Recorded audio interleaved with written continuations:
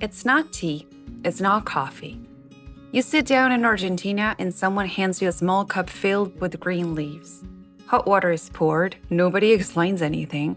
The cup moves from hand to hand slowly, naturally, as if everyone already knows what to do. This is mate, and it's much more than a drink.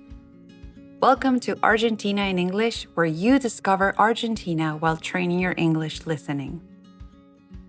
The first time a foreigner sees mate, they usually ask 3 questions. Is everyone sharing the same straw? Is it supposed to taste like this? And why does nobody ever stop drinking?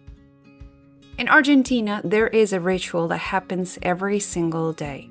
At home, at work, in parks, on long road trips. A small cup, a metal straw, hot water passed from hand to hand. This is mate.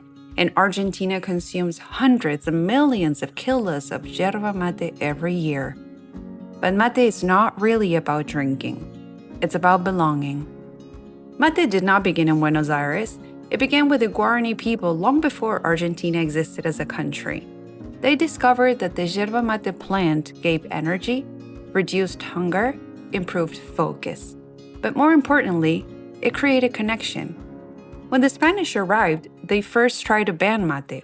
Then they adopted it, and eventually they couldn't live without it. Classic colonial plot twist.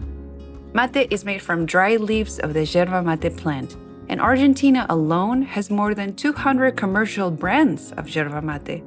Yes, people have favorite brands, and yes, they argue about them like football teams.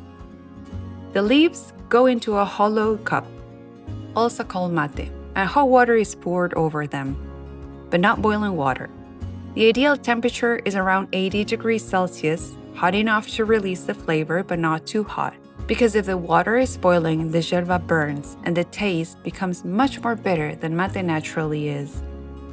You drink through a metal straw called a bombilla, the same straw, shared. For many visitors, this is the moment of panic. You sit down, someone hands you the mate, and suddenly you realize everyone is watching you. And you understand there is a correct way to do this. Because mate has rules, not written rules, social rules. Nobody gives you a manual, you learn by observing and by making mistakes. Number 1, the person who prepares it is the cebador. They control the water, they control the rhythm. Number 2, you drink the entire serving, not half, not a sip, finish it. Number 3, you return it without saying thank you. If you say thank you, it means you don't want more. Number 4, never move the bombilla. Seriously, just don't. Mate is deeply Argentine, but Argentina is not alone.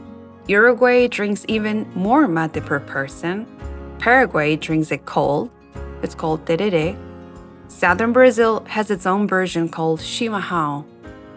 Argentines say mate belongs to Argentina. Uruguayans strongly disagree.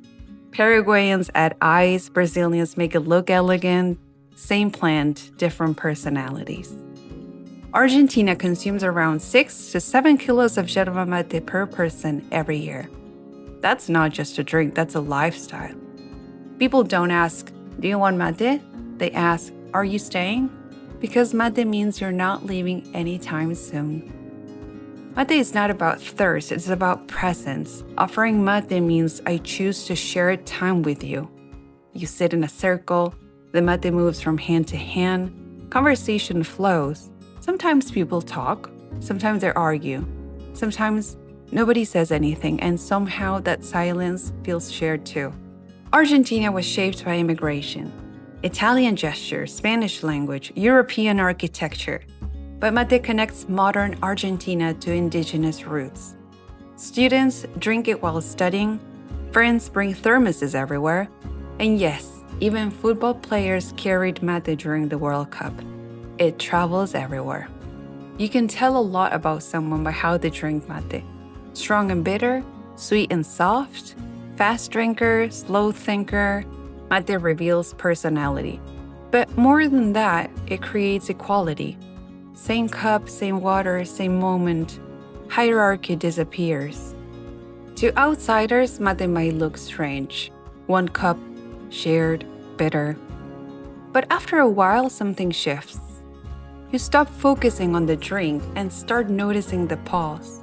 The way conversations slow down, the way people stay longer than planned, the quiet understanding that nobody is in a rush to leave. In Argentina, mate is not an event. It's simply part of being together, a small ritual that turns ordinary moments into shared ones. And maybe that's why mate has survived for centuries. Not because of tradition alone, but because it reminds people to sit, to listen, and to stay. Thanks for being here. I'll see you in the next episode of Argentina in English.